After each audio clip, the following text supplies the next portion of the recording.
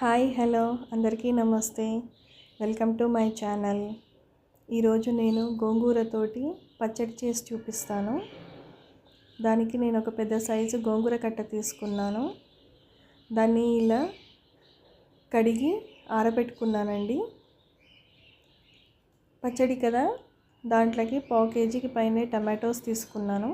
ఒక గడ్డ ఎల్లిగడ్డ, పోపు గింజలు, 4 ఎండుమిరపకాయలు, కొద్దిగా కరివేపాకు.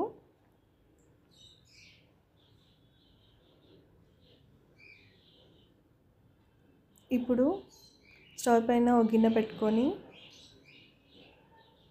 మనం శుభ్రంగా కడిగి పెట్టుకున్న గోంగూరను అందులో వేసుకోవాలి.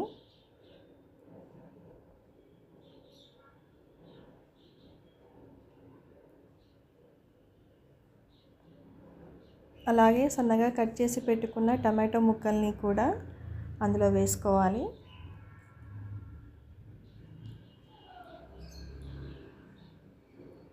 ఇప్పుడు ఒకసారి మిక్స్ చేసుకుందాము.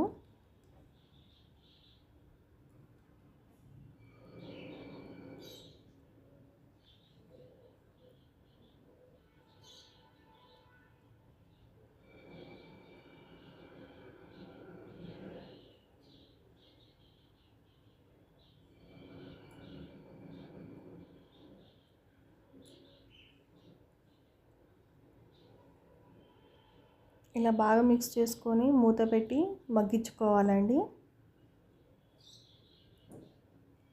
మంటని మీడియం ఫ్లేమ్లో పెట్టుకొని మగ్గించుకోవాలి. మధ్య మధ్యలో కలుపుతూ మూత పెట్టుకోవాలి.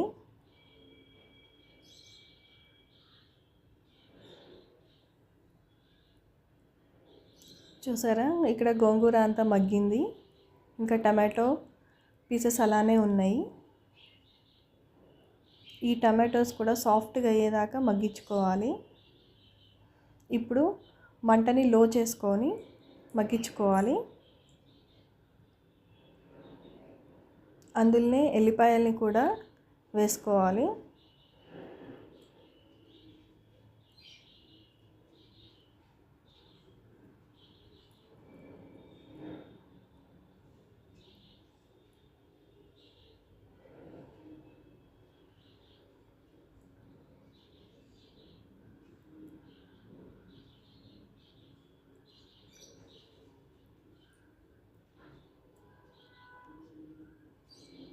ఇప్పుడు ఇది బాగా మగ్గిందండి.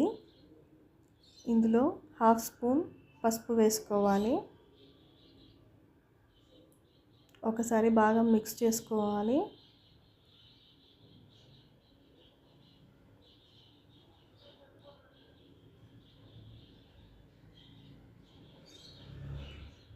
చూసారా, ఇప్పుడు బాగా మగ్గిపోయింది కదండి.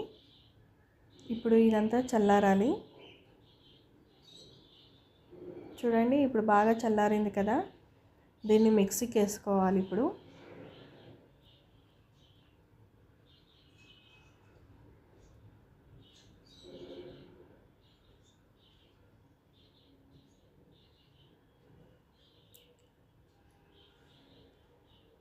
ఇందులోనే మీ రుచికి సరిపడా ఉప్పు వేసి ఒక పల్స్ మాత్రమే తిప్పాలండి. బాగా మెత్తగా పట్టుకోవద్దు మిక్సీ. ఇప్పుడు ఆయిల్ వేడి చేసుకొని అందులో పోపు గింజలు వేసుకోవాలి. కొద్దిగా కరివేపాకు వేసుకోవాలి. ఈ పోపు బాగా వేడయిన తర్వాత చల్లారనివ్వాలండి.